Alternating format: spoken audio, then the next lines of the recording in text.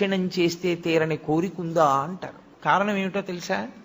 బిడ్డలు పుట్టాలన్న కోరిక దగ్గర నుంచి సమస్త కోర్కెలు శివాలయంలోనే తీరుతాయి.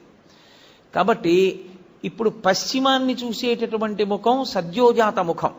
అటు తిరిగి అంటే పశ్చిమానికి వెళ్ళినప్పుడు తూర్పుకి తిరగాలి. తూర్పుకి తిరిగి ఓం సద్యోజాత ముఖాయ నమః అనాలి. సద్యోజాత ముఖమే అత్యంత శక్తివంతమైనటువంటి ముఖం. ఇప్పుడు సద్యోజాతాన్ని దాటి మళ్ళీ వెనక్కి వెళ్ళడం ప్రదక్షిణ విధి పక్కన పెట్టండి. మీరు అది దాటితే ఉత్తర దిక్కుకు వస్తారు. ఉత్తర దిక్కుకు వచ్చినప్పుడు మళ్ళీ శివాలయం గోడకి ఎదురుగుండా నిలబడాలి. నిలబడి ఓం వామదేవాయ నమః అనాలి. వామదేవుడు అంటే ఎవరు అన్నది శివమహాపురాణం చెప్పింది. శివమహాపురాణం ఆ ఉత్తర దిక్కున ఉండేటటువంటి శివుడి ముఖాన్ని వామదేవ ముఖము అని పిలిచింది. దాని గురించి మాట్లాడుతూ మంగళ